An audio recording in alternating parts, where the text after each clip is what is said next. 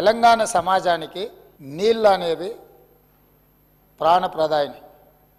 ముఖ్యంగా దక్షిణ తెలంగాణ మహబూబ్ నగర్, రంగారెడ్డి, నల్గొండ, ఖమ్మం జిల్లా వరకు కృష్ణానది జలాల మీదనే ఆధారపడి జీవితాలు కొనసాగిస్తున్నాము.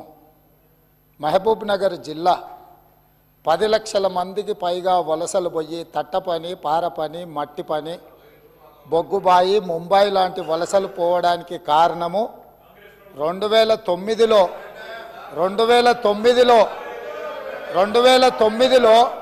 ఒక వ్యక్తి కరీంనగర్ జిల్లా ప్రజలు తరుముతే అక్కడి నుంచి పారిపోయి పాలమూరు జిల్లాకు వలస వస్తే అయ్యో పాపం వలస వచ్చిండని చెప్పి ఆదరించి ఎంపీగా గెలిపిస్తే పోయి అదే పత్తాటు పోయిండు.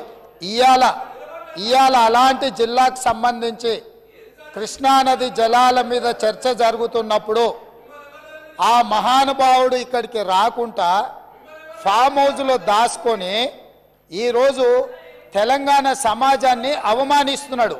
ఇంతకంటే కీలకమైన అంశం ఈ తెలంగాణ సమాజంలో ఏమైనా ఉందా అధ్యక్ష? మీరు చెప్పండి. మీరు కూడా వికారాబాద్ జిల్లా కరువు ప్రాంతం నుంచి వచ్చిండ్రు కదా. ఇంత కీలకమైన చర్చ జరుగుతున్నప్పుడు తెలంగాణ సమాజానికి వాస్తవాలు చెప్పాల్సిన, వినిపించాల్సిన అవసరం వచ్చినప్పుడు ఈ సభ మొత్తం మా సాగునీటి పారుదల శాఖ మంత్రి గారు ప్రాజెక్టులను కేంద్ర ప్రభుత్వానికి ఒప్పజెప్పేదే లేదు, కృష్ణానది జలాలలో పరివాహక ప్రాంతం ప్రకారం 68% వాటా నీళ్లు తెలంగాణకి ఇవ్వాలని ఒక ప్రత్యేక రెజల్యూషన్ మూవ్ చేసినప్పుడు హుందాగా ప్రధాన ప్రతిపక్ష నాయకుడు వచ్చి ఇక్కడ కూర్చొని ఈ తీర్మానానికి మద్దతు పలికి తెలంగాణ సమాజమంతా తెలంగాణ హక్కుల మీద, తెలంగాణ నీళ్ల మీద ఒకే మాట మీద నిలబడ్డమని ఆంధ్రప్రదేశ్ నుంచి కేంద్ర ప్రభుత్వం వరకు ఒక సందేశాన్ని పంపాల్సిన సందర్భంలో సభకు రాకుండా ఫామ్ హౌస్లో దాచుకొని ప్రజలని తప్పుదోవ పట్టించడానికి వారిని పంపించి వారు పచ్చి అబద్ధాలు మాట్లాడుతున్నారు. ఏది ఏమైనా మొన్న నేను చూసినప్పుడు ఆ కుర్చీ ఖాళీగా ఉండే ఈరోజు ఆ కుర్చీలో పెద్దలు పద్మరావు గారు కూర్చున్నారు. వారికి ఆ బాధ్యత ఇస్తానన్న వారన్నా నెరవేరుస్తారు. దయచేసి ప్రతిపక్ష నాయకుడిగా పద్మారావు గారు నిజమైన తెలంగాణ ఉద్యమకారుడు, తెలంగాణ కోసం కొట్లాడేటోడు. వారిలాంటి వాళ్ళని పెడితే తెలంగాణ సమాజానికి మేలవుతుంది. నేను ఒకటే చెప్పదలుచుకున్నా, ఈరోజు ఉత్తమ్ కుమార్ రెడ్డి గారు సభలో ప్రవేశపెట్టిన ఈ ప్రాజెక్టులను అప్పజెప్పేది లేదు అనేది మొదటి అంశము.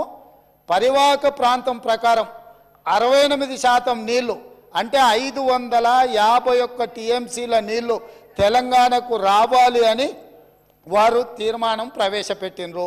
దానికి అనుకూలమా వ్యతిరేకమా మొదట ఆ విషయంలో స్పష్టత ఇచ్చిన తర్వాత మిగతా ఏ విషయాలైనా మాట్లాడమనుండ్రి. అంతే తప్ప ఇవాళ వాళ్ళ మాటల వల్ల, వాళ్ళ చర్యల వల్ల శత్రువులకు బలం చేకూరుతుంది.